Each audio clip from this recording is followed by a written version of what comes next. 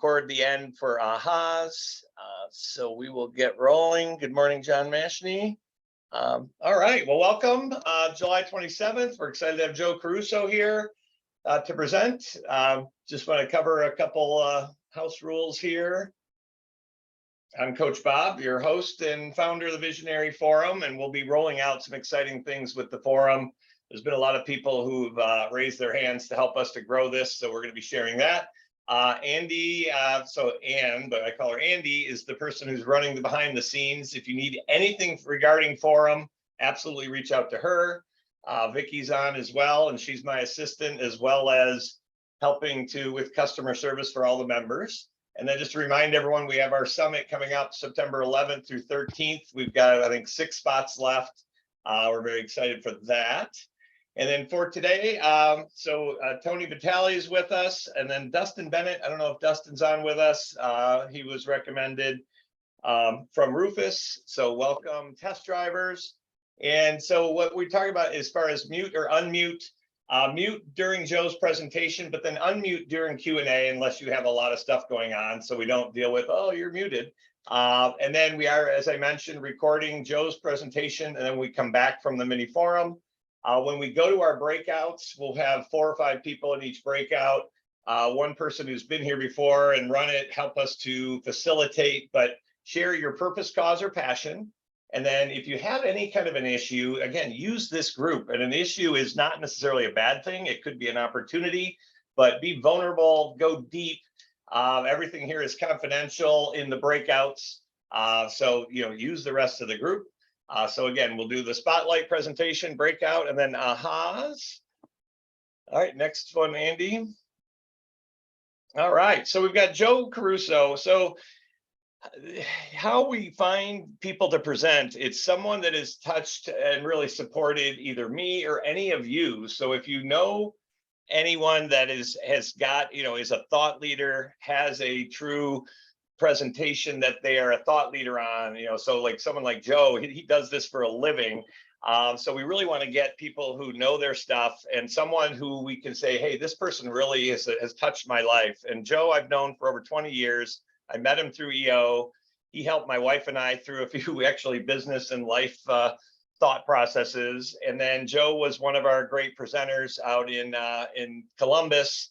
And what I got out of that, he talked about our narrative. And so what's that narrative in our head? And from that, Joe, I got a lot out of that. But even since then, as I've done my meditation and journaling and retreats, I realized some of the stories that I have are from that narrative, and some of them are not necessarily positive. So to shift those has been a game changer. So I really appreciate your wisdom. So Joe is an expert on the individual mind, the collective mind of an organization, and how meaning drives our behavior and determines outcomes in all aspects of life. As an author, business advisor, and speaker, Joe brings his lifetime of experience to help organizations and leaders change the way they see themselves, and in turn, the way they think about markets, products, and services. Joe's efforts culminated in a best-selling book and PBS special, both called The Power of Losing Control, which I highly recommend. In it, he encourages readers to remember that the only control you really have is over yourself. Joe resides here on an island in Michigan, between Michigan and Canada, in the Detroit River, actually, or not in the river, with his wife, Carol, who's an artist. He loves to travel and enjoys culinary arts and fine wine. So, Joe, we're glad to have you. Welcome. Thank you. Thank you. Good morning. Good morning. For a minute there, it looked like the Brady Bunch on my screen with all the boxes. I started, now I'm stuck with that in my head, which is got really the theme bad. song going? All right. It never goes away. Yeah, I have to think of Rainbow Connection or something that is equally as bad in terms of never going away. All right. Well, speaking of stuck in the head and in the mind, we're going to talk about the mind today. And we're going to talk about it in terms of our outcomes in life. All my clients have heard me say the mind is a terrible thing. It's not always on your side. It doesn't always make you talk to yourself in a very positive way. It sometimes reacts without thinking. Then you have the subconscious mind, which you don't have any idea about because it can't talk to the conscious mind, but it's more powerful and more pervasive and more present than the conscious mind. And the fun part of my job is that everybody has a mind, and our mind is largely attracted to patterns and proclivities, which is the name of this little talk, which I've never given before. It's in my new book coming out. And the book will be called Narrative Wins, little cheap plug there. It's not out yet, so you have to wait. It's actually over there on my desk. But the fact of the matter is our mind has patterns and proclivities. And I want to talk about the differences between those two. I can tell you that your pattern and proclivity is why you tuned in today, why you're here, why you're even in this group. To know what part of us is driven to what extent by our patterns and by our proclivities is a very important thing to know, because eventually they'll get in the way. They'll serve us sometimes, but when we really need to stretch, they sometimes don't serve us. Our mind's greatest desire is to be right. So we'll decide if this is too far of a reach for us to make this shift in thinking. One of my favorite clients, when I introduced the concept to their mind, he said, "Can you say that again?" I said, "Yeah." And I was talking about trauma, how trauma knows no time. It's in the mind someplace, and usually kept away from the conscious mind because you don't really want to think about it. So it's locked down, but it's there. And the residuals and remnants are there, and they can come back. And to be aware of that is a very important concept. So when I was explaining that to him, I was explaining how sometimes things in childhood can appear in our adult lives and manifest itself in a different way. And I used a different example. I didn't use him for the example. I used his wife, whom I know as well. And he said, "I find that to be a bit of a stretch for my mind to take." It was the most brilliant thing I've heard a client ever say upon a realization. I said, "Let me just tell you what you just said, because it was so brilliant. I want to make sure I repeat it word for word. That's why I have it memorized." That's a bit of a stretch, not a huge stretch. For my mind, it's in your mind to take, which means it's probably within your reach, but it will require a stretch. And the pain of that stretch is going to be, which pattern and proclivity do you have to push aside a little bit to grab this new idea, this new opportunity? Now, some of you, I don't know where you're at in your individual businesses. You could be starting off another business. You could be a serial entrepreneur. You could be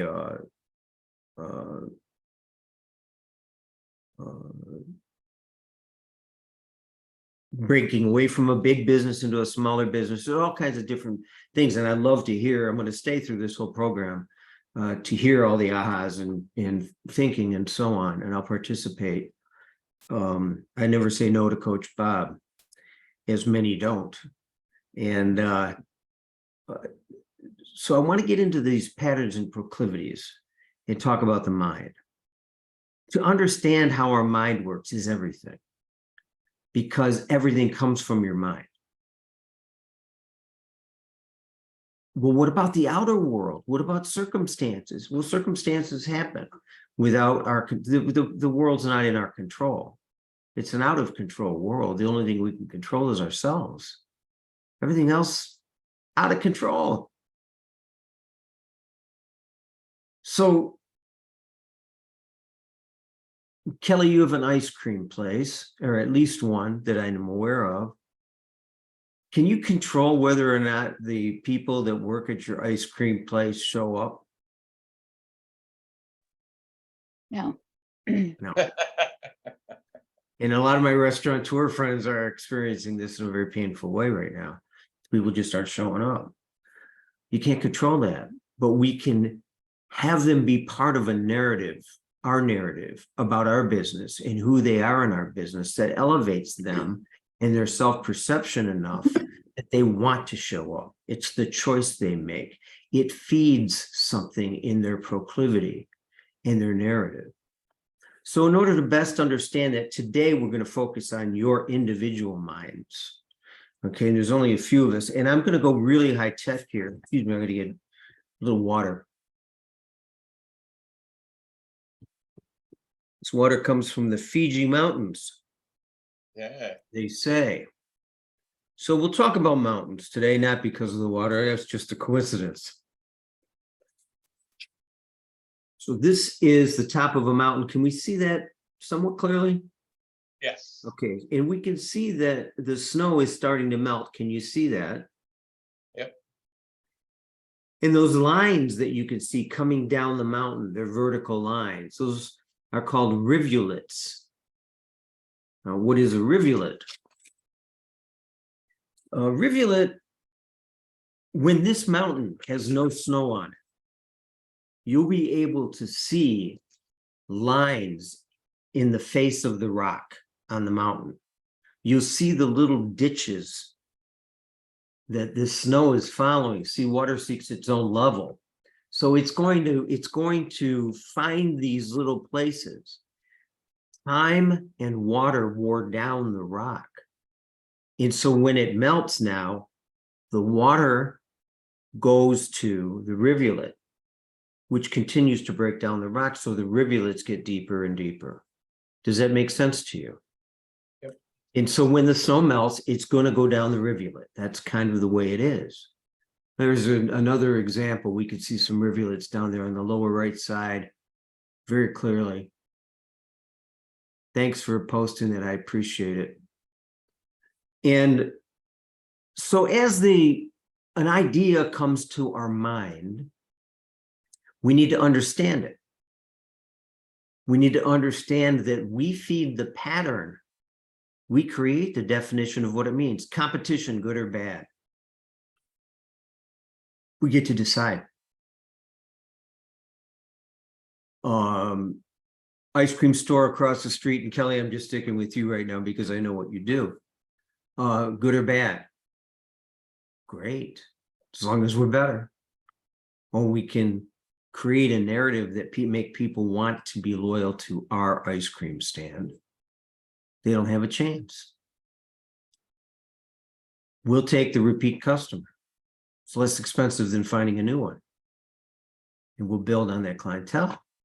So we have that, by the way, is a pattern. That rivulet is a pattern. And that's where our mind works. A new idea comes into our mind and it immediately has to fit our narrative. So if our narrative is fearful of competition and that we're going to be in a price war, then we'll start to play that narrative out in our minds. And then we get into a price war. And if you're ever in a price war with competition, just sell your business. Put a for sale sign on the building. It's over. Don't prolong the death.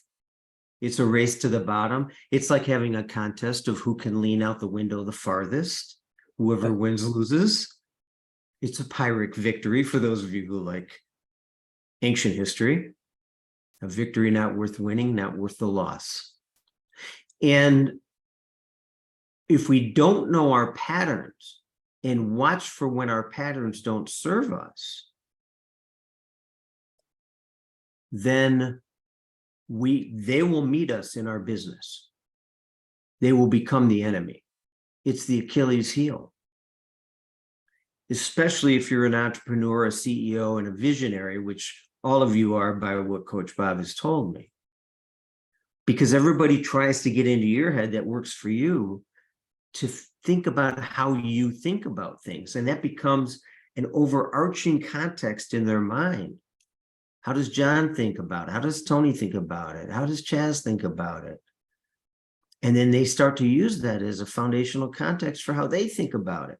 And until you give them permission to think otherwise, they usually don't. So that's why your patterns are so important. And we love patterns.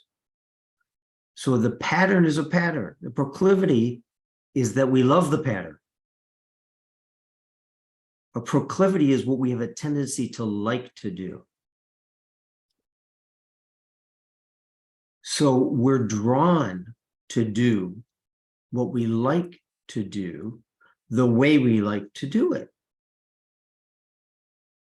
I've done maybe 1,000 interviews, and some people want me to talk to them prior to the interview, which is fine, or their producer, and they want to kind of go over the interview.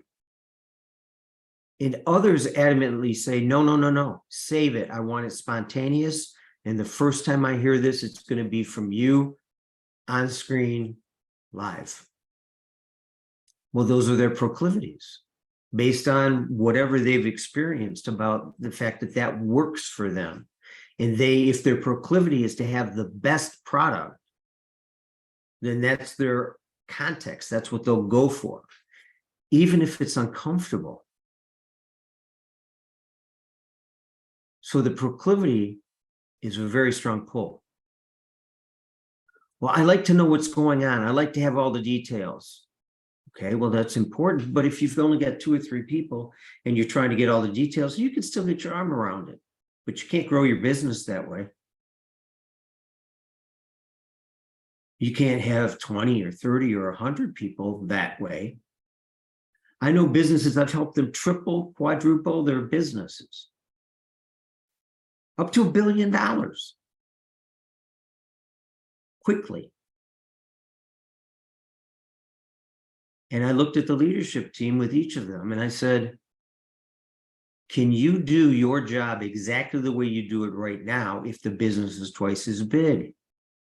And to a person secretly, they all thought, absolutely, I can do this. Just more people. I can handle the people. No, the way you communicate with them, how you communicate, how you establish the rapport, how you can drive, if you picture your organization as it gets bigger, it's a triangle. Okay, I'm digital now, truly digital, Bob, so you can be proud of me here. And at the top of the triangle would be just this little bit, your leadership team. And as you go down in that leader in the organization, they're further and further from this, what I call the we box, the us box, or the us triangle. That means everyone on the leadership team, when they talk about the company, says, well, we, and the farther you go down the triangle, the more they start to use a different pronoun. They'll say they about the company. You want to drive that we down as far as you can. And to do that, you have to learn to communicate differently than maybe you normally communicate. Maybe you like to sit and tell stories. Well, how are you going to do that with 200 people? There's a way, but you have to know the formula. And you have to learn it. The basics of that are simple. Take all the time in the world establishing the context, and then make your point concisely.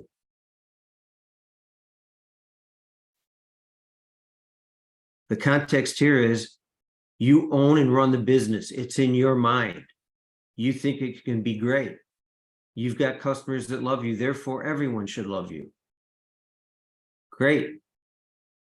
But they don't. Well, I don't want to look too corporate. Okay, well, that's your fear. Well, I don't want to look too casual. Okay, well, that's your fear. Well, I don't want to change how I talk. You change the way you talk when you talk to a 5-year-old that asks you a question, or a 12-year-old? Yes. You even change your vocabulary. Do you feel like you're compromised when you do that? Or do you feel that's your job to do that? Well, when you talk to a bigger group, you have to speak differently than when you talk to a smaller group, like this exchange that we have. Does it make sense? So we have to learn our patterns and our proclivities and say, when do my proclivities not serve me? And when do they serve me? When do my patterns serve me? And when don't they serve me? You know, if you could say, well, I hire potential. Okay, great. Well, how many competent, capable people have you met that can't deliver? They're capable of it. They're smart enough. They understood what you said. They got what they were supposed to do, but they always fall short. So you hired the potential that you thought would be there, but they're not capable of delivering. So you didn't hire capacity, capability. You just like the way it sounds when you say, I hire potential. Because then there's a role for you to bring out the potential that makes you elevated in the relationship. And you like how that sounds in the audible mirror of your mind.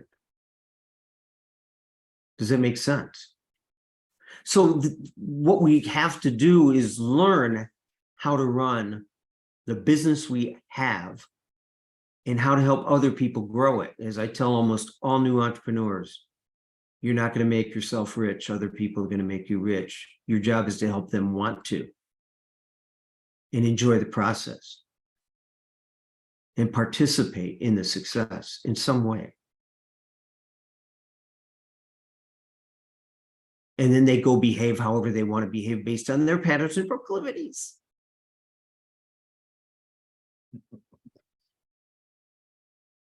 And that's how it works. So the leader's job is to be the great contextualizer. That's what I call it in my new book. You establish the context. I know a guy that owns a ski mountain. As long as we're on mountains, he owns many ski mountains or resorts on mountains.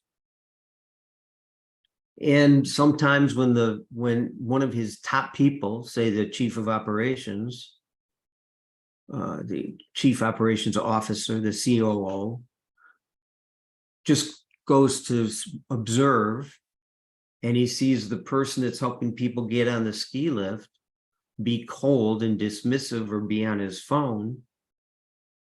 He goes, what do I say to that guy? What doesn't he understand? I know it's boring.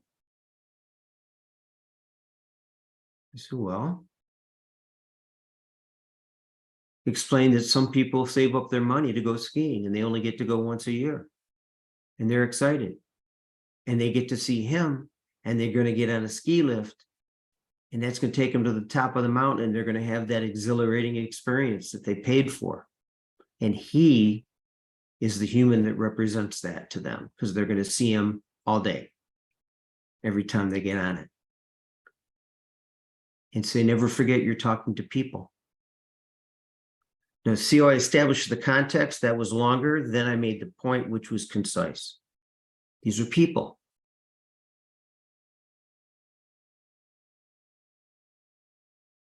Be the ambassador to the ski lift. Be the ambassador to the mountain.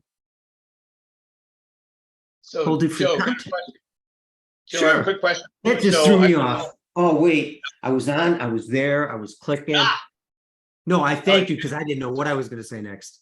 But you always come up with brilliance. So I just have a quick question.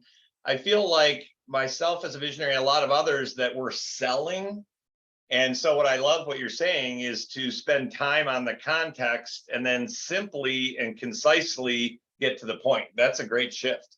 Can you comment on that? I mean, do you find that, so I want to convince you of something as opposed to being solid on the context and then it's a point. So it's not selling, it's setting it up. Can you comment on that? Yeah, the more communications, more miscommunications happen because the context wasn't established. Right.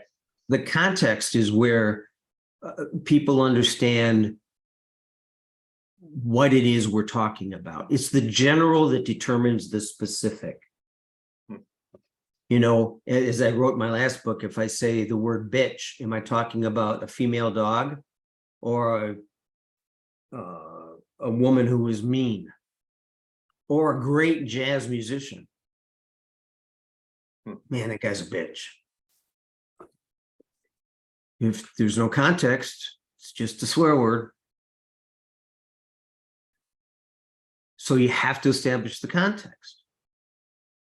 And by the way, the part that I just shared with you, I just wrote in my book this morning. I just scribbled that in, that spend a lot of time on the context, be concise with the point. It's the hook. The point is the hook. In a song, there's a hook. That's the thing they remember. So any tips on how we discover our patterns, or is it just I'll give meditate? you What's that? great question. Some people can meditate. I get it. I'm not great at that. There's so many ways to meditate, and almost all my clients meditate. I don't make them meditate or tell them to meditate. I just share the benefits of meditation with them and tell them how to find a way that fits their style. But here's what you can do, even if you're not a meditator. There's a little time, a little space between when you are awake and when you fall asleep, and when you're asleep and you wake up. Try to be in that space. So you might not know where your hands are. They could be on your belly or to your side, because you're not fully functioning yet. You're just coming out of the slumber. Try to focus on that moment. Don't think about your list of things to do or your calendar. That's there. You wrote it down. You have that. Just think. Just think. How can I be more creative and open-minded? Your speed of growth is based on what you're willing to let go of. Well, you don't know what to let go of until you know your mind. I highly recommend you get a coach that knows the mind, not just because that's my business, but I believe that it takes two people to uncover one mind. Interesting. And it has to be a trusting relationship, and they better be good. Otherwise, they're going to lead you to think the way they think, and that's success. That's not success, that's projection of self onto another. That's not an expert in the mind. I don't set my goals or pace for my clients. They set those. I find the fastest, easiest way to get there. And I pay attention to their proclivities and the way they think. We talk an hour for a week, every week. No list of things to talk about. Just how was your mind today? A professional in sports, say sports, they know how their body is today. They know today I can take a shot. I'm good today. My hand-eye coordination, my strength, my balance, feeling pretty strong. Good night's sleep, rested. I'm ready. I'm not distracted. Don't have a headache. And they pay attention to how their body is, because that determines if they're going to take a bigger shot than they normally would, whether it be boxing or golf. And it's the same with the mind. How's your mind today? I ask that question. New clients say, you always ask that. What does that mean? So, how do you know? How do you know how your mind is today? And the bottom line is, if you say, well, I didn't sleep, but I'm all right. That's you telling yourself you're all right. Others might say, are you okay? You seem distracted. So it takes the observer. but that doesn't preclude you from being your own observer as you learn your mind. So patterns and proclivities are a way to know the mind. All right. Now, I love that, Joe. I just want to come to that, and I want to go to questions because we're going to go to breakout in a second. But I love your thought of right before you doze off and right when you wake up to be that observer. And I'm still learning this, but often I go from meeting to meeting to meeting to meeting, and I'm stressed and rushing and kind of in survival mode. So when it works really well is when I spend a few minutes before a meeting and breathe and think about my mind and elevate my mind to more of a peaceful breathing through my nose state. And then after is a huge thing, I think, for a lot of visionaries, is to integrate the conversation. So after this, after our forum, to spend 15 minutes to say, what were some of the great points, the ahas, what were the patterns and whatnot. So ultimately, and I'm still learning to be my own observer, and having a coach is amazing, but that's just a thought. So, all right, so that's awesome stuff. There's a lot to think about. Does anyone have any questions or thoughts for Joe? He's a wealth of information. He's always been open to phone calls after and whatnot, but does anyone have a comment or question for Joe? John Mashney, you've always got something here. It doesn't even have to be, it doesn't have to be something I said. It could be something that you thought of while I was talking about something else. That's fine with me. Yeah. Hey, Joe, first of all, great to see you again. Love hearing you talk. You know, I probably could ask a bunch of questions, but one thing that popped into my mind was how to identify those limiting beliefs, right? And what I heard you say was something along the lines of, well, I don't want to do this. Is that how you can identify those limiting beliefs or those patterns where if you say internally or even out loud, potentially like, hey, I just, you know, I don't want to do that, right? Or I'm not willing to do that, or that's something along those lines. Is that right? Or is that how you think about it? Or is there another way to identify it? That's a good question. So if I don't answer it, let me know. Because Sure, I don't want to dodge it. Okay. I want to speak directly to it. Basically, there's 7 types of stories. So every single story ever told is one of 7 types. There's a great book about it. It's over 500 pages long, well researched, called The 7 Basic Plots. But so there's only so many major patterns in your mind. So what we're looking for are the patterns of in the past. What did I do when I changed? Why didn't I change sooner? What kept me where I was? What type of thinking? Was it a fear of failure? If everybody knows I'm trying to do this, if I tell everybody I'm writing a book and the book comes out, and no one ever saw it and it didn't sell, I mean, that's embarrassing. Is it, you know, I don't want that fear. So maybe if I don't finish the book, I can't fail. That's why the mind is a terrible thing.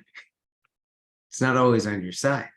So look at the patterns in the past. Also, we can learn by looking at other people's patterns. You'll recognize with some people that, I'm sorry, the lawn people just came, of course. Can you hear that, or is that a problem? We're good. Okay. All right, good. It's easy to see other people's patterns. I'll give you an example. Somebody, a friend of mine, very close friend, doesn't like to fly, scared of being on an airplane. Airplane, the word airplane, fear, all the fantasies go out. That's the rivulet in her mind. Fear, no control. You see what I'm saying? And then that starts to physically manifest, breathing and all other things that happen. If you said to me airplane, I think travel, fun, excitement, the world. Same word. Proclivities and pattern. So if you said, well, you know, you could be part owner of this coffee company in Hawaii, we'll call her Chrissy, but you have to fly to Hawaii 6 times a year. and it could be the greatest deal in the world, but she's going to pass. Well, does she have to fly to Hawaii? Are there other ways around this? There's probably a lot, but that's going to get in the way. She's not going to see the other ways around it because someone said, well, you got to. They set the limitation. Don't accept other people's limitations. So the more you see other people setting limitations, giving you false choices. Well, you got to do this or this. Was there a third option? No, there's no third option. That means they're not thinking creatively. There's always a third option. That's one way. Does that help, John? Yeah. I mean, I think the other thing I thought of as a follow-up is like, maybe sometimes you want to create your rivulets or your patterns, right? Like what patterns you want to be intentional about it, potentially, like a river essentially just coming down. So I don't know if that's part of your thinking or your book, but that's interesting thought to me too. Yes, another way to think about it is how often does a negative thought cross my mind?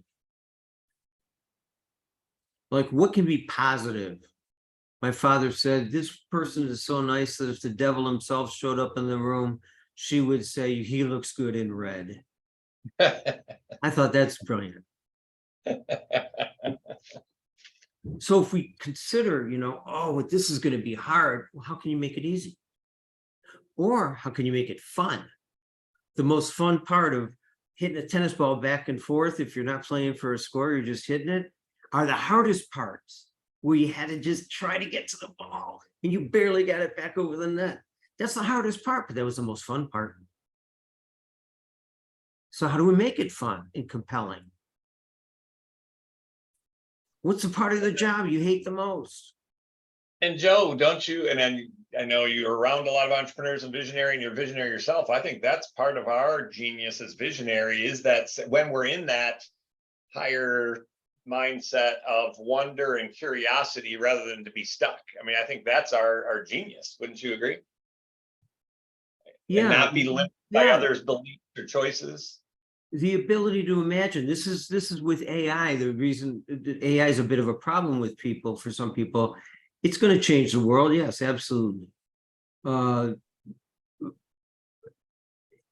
if you have children, protect their wonderment and their curiosity, because pretty soon they're going to look at stuff and go, oh, well, that's just CG, or that's just, manipulated. That's not a real photo. Well, some of them are, and some paintings are real, and some writing is poetic, and so on. So our sense of curiosity, and when you don't forget, you're always asking somebody to create something that doesn't exist if you run a business. It doesn't currently exist, not in your company. So how do they create something that doesn't exist? They have to at least see it. And it's actually biblical. The Bible tells stories about people that have visions, often in dreams or sleep. And then the visions come true. Well, isn't that kind of what a CEO is supposed to do? What is this company to you? How will you know when you've made it? Is it the type of desk you sit at? What's your measure? And here's a good question. What's home? Not home where you live, not your address. What's home in your mind? My mind, home is reading, writing, music, cooking, dressing up, feeling like a doer doing with a sense of completion or a promise of completion. Being happy with my lot in life. Humor, jokes, fun, laughter. That's home. Without those things, I'm not quite home. What's home in your head? And then, do you live that home? Do you create it? Do you design it into your day? Or are you having will you have to change some patterns and proclivities in order to be home in your mind, no matter where you are? I'm not uncomfortable in a room full of strangers. I'm in rooms full of strangers all the time. Chaz and John and some of you've seen me in rooms full of strangers. Before I speak, I'm just a guy standing over there that nobody knows who the hell is that guy. And he's very short for his age. That's about what they think. But I'm totally comfortable because I'm comfortable here. I'm home. I'm always home. I don't need other people to do something to make me home. I'm home. And because I'm always home and comfortable, I can inspire others to be home and comfortable while they help grow and create and manifest this vision with me. Knowing the mind is critical because that's what tells you what to say, when to say it. The title of the book is "Tell the Right Story to the Right Person at the Right Time in the Right Way for the Right Reason." And you'll help them. You'll influence them. You'll matter. Love it. And All that's right, what it's Joe, called. I matter. There you go. Love it. Nice tie back. All right. Well, we're going to go into our breakouts in a second. Joe, as always, this was amazing. I'm always looking for ahas. So I'm going to rewatch this because there's about 32 ahas that you shared that I didn't get them all. So as always, very thought-provoking, pun intended, as far as the mind. And I think it's so applicable that we as visionaries to lead by example and to be in that space and to be the observer is so huge and new and not always easy. So I really appreciate it. So everyone, thank you, Joe. Appreciate it. And then Joe, you're open to anyone. We will share your contact info. Are you cool with anyone reaching out with a question or thought? No problem. Just mention this program, mention Coach Bob, and we can talk. Awesome. And I'm still trying to get Joe to the summit with us as a participant because he was such a valuable, not only presenter, but just a member of our group. So thank you very much, Joe. All right, we're going to go to our breakouts. We'll have 4 or 5 people per breakout. If one of the seasoned TVFers, if you could run it. So each of you share your purpose, cause, or passion. If you have an item to discuss, please use this group. It's confidential. Go deep. It's a great group to learn from. And then about 5 minutes each. So if the facilitator can keep track of that, we'll come back with 5 or 10 minutes left and share ahas and go from there. So thank you, Joe, and we'll see everyone in a bit.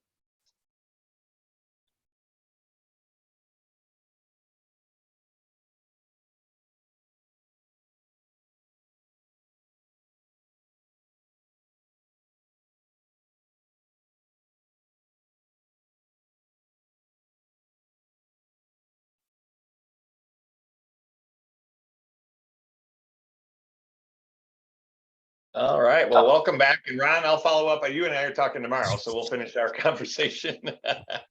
All right. Well, hopefully everyone had a worthwhile breakout. So we've got a couple minutes left. We are going to rate the meeting. So we're going to put up a survey, be open and honest. If it's below an 8, please tell us why. If not, how did we do today as a group?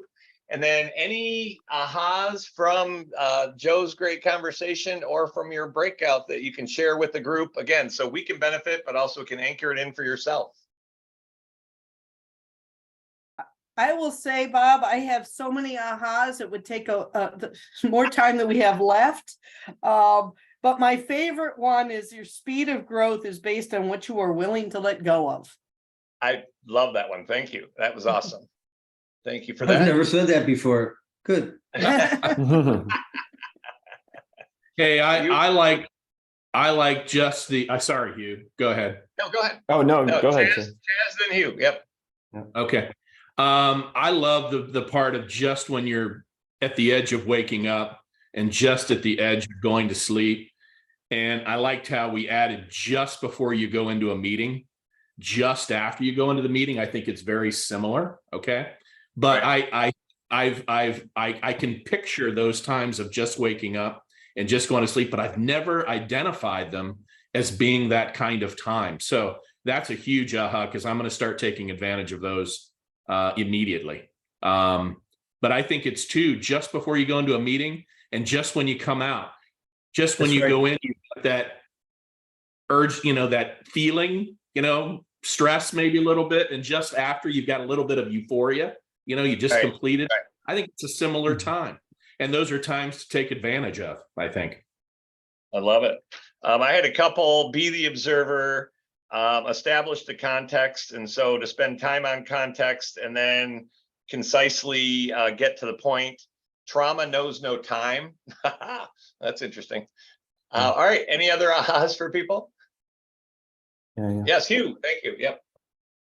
Yeah. So just very thankful for Joe's talk and our group. I took many tidbits away from sales to also how a member of our team who's struggling. And I'm going to go back to Joe. You mentioned what's home in my mind, and just thinking that for myself, but also asking that question of others, just to kind of get context for how to make people comfortable, or how to create in some ways a work environment for our team that just works well for people, and so when they're in the workplace, what's home for them, what's the conditions that they can do their best work in. So many takeaways, but yeah, thank you all.